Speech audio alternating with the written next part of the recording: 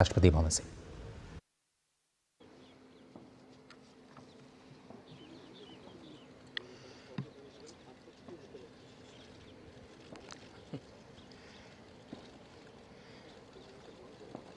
नमस्ते साथियों।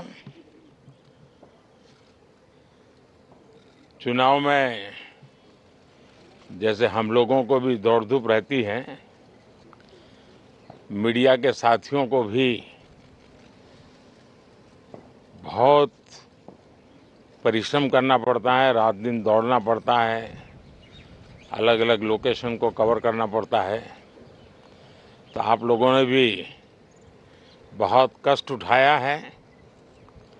मैं आशा करता हूं कि मीडिया जगत के सभी साथियों का स्वास्थ्य अच्छा रहा होगा और पिछले एक आध सप्ताह का जो विराम मिला है उसके कारण भी अब आप फ्रेश होकर के फिर से मैदान में आए होंगे।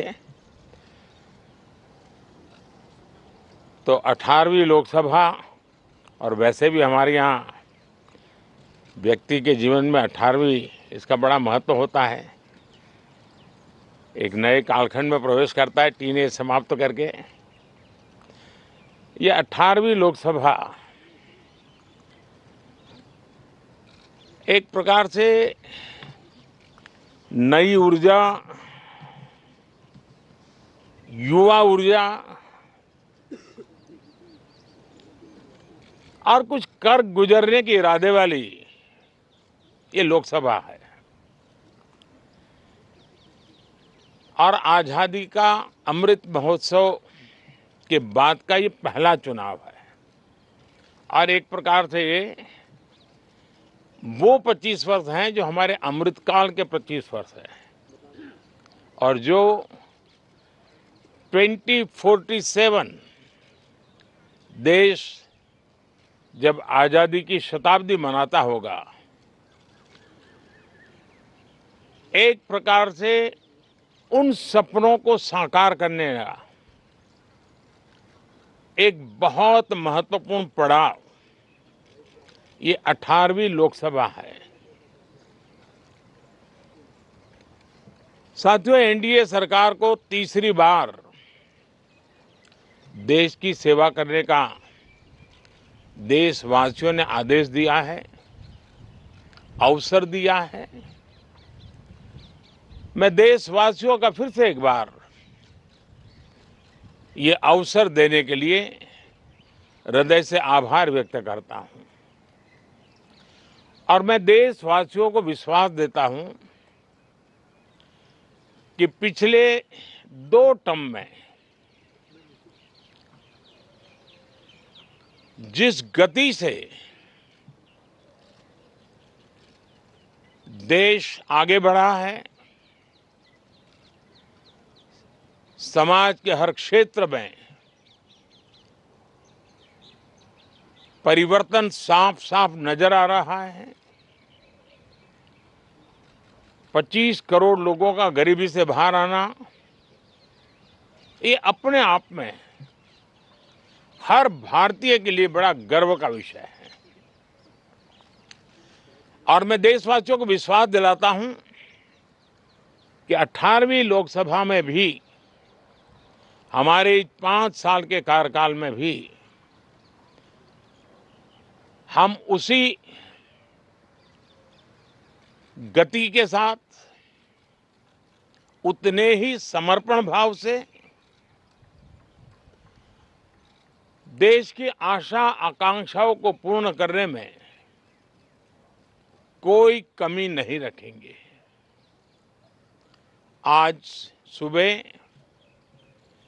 एनडीए की मीटिंग हुई थी।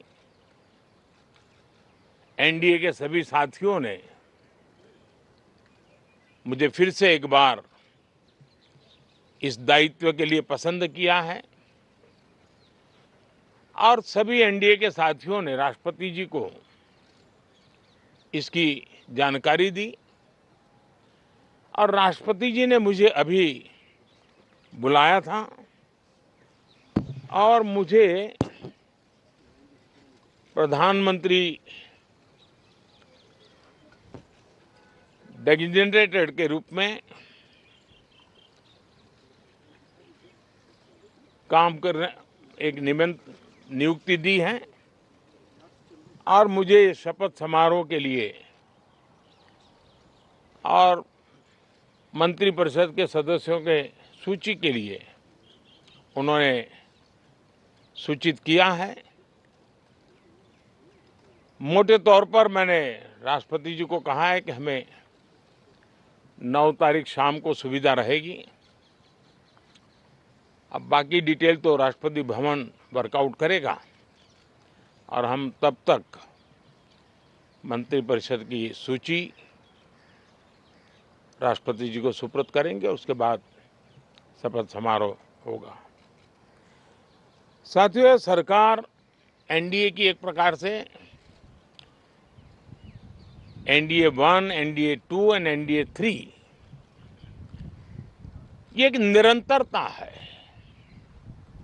और हमारे संकल्पों को लेकर के, सुशासन के प्रति हमारी प्रतिबद्धता को लेकर के और देश के सामान्य जन के सपनों को पूरा करने के प्रयास के रूप में इस निरंतरता को हम और अधिक ऊर्जा के साथ और अधिक व्यापक विजन के साथ आगे बढ़ाएंगे और समय सीमा में लक्ष्यों को प्राप्त करने का हमारा प्रयास रहेगा। 2014 में मैं बहुत नया था। मुझे अब एक लंबे समय तक इस कार्य का अनुभव मिला है, हमारी टीम को अनुभव मिला है और इसलिए हमारे लिए अब तुरंत ही काम को आगे बढ़ाना बहुत ही सरल रहने वाला है और इस अनुभव का लाभ भी देश की सेवा करने में मिलने वाला है। इन 10 साल के कार्यकाल के दरमियान भारत की वैश्विक जो छवि बनी है, दुनिया के लिए एक विश्व बंधु के रूप में भारत उभरा है, इसका मैक्सिमम एडवांटेज अब शुरू हो रहा है और मुझे पक्का विश्वास है ये 5 वर्ष वैश्विक परिवेश में भी भारत के लिए बहुत उपयोगी होने वाले हैं। दुनिया अनेक संकटों से गुजर रही है, अनेक तनावों से गुजर रही है, अनेक आपदाओं से गुजर रही है। ऐसी विकट परिस्थिति दुनिया ने बहुत लंबे अरसे के बाद देखी है। हर देश इन सारी समस्याओं के बीच अपने आप को बचाए रखना, बढ़ाते रहना, चुनौतियों का डगर डगर पे सामना कर रहा है। हम भारत वाले लोग, हम भारतवासी खुद नसीब हैं कि इतने बड़े संकटों के बावजूद भी हम आज विश्व की सबसे तेज गति से बढ़ने वाली इकोनॉमी के रूप में जाने गए हैं। ग्रोथ के विषय में भी दुनिया में हमारी वाहवाही हो रही है। अब एक स्टेबल गवर्नमेंट मिलने के कारण और परिचित व्यवस्था और नेतृत्व मिलने के कारण दुनिया का भारत के प्रति रुझान, भारत के प्रति उनका आना बहुत तेज गति से होने वाला है और मुझे विश्वास है कि देश के सभी राज्यों को इसका लाभ मिलेगा। देश की युवा पीढ़ी को सबसे ज्यादा लाभ मिलेगा। विकास के नए ऊंचाइयों को छूने में एक वैश्विक भागीदारी का वातावरण आने वाले 5 साल में बनने वाला है। तो इसी संकल्पों और आदर्शों के साथ हम आगे बढ़ेंगे मैं राष्ट्रपति जी का हृदय से आभार व्यक्त करता हूं कि एक बहुत बड़े महत्वपूर्ण दायित्व के लिए उन्होंने मुझे निमंत्रित किया है। आप सबका भी दोस्तों बहुत बहुत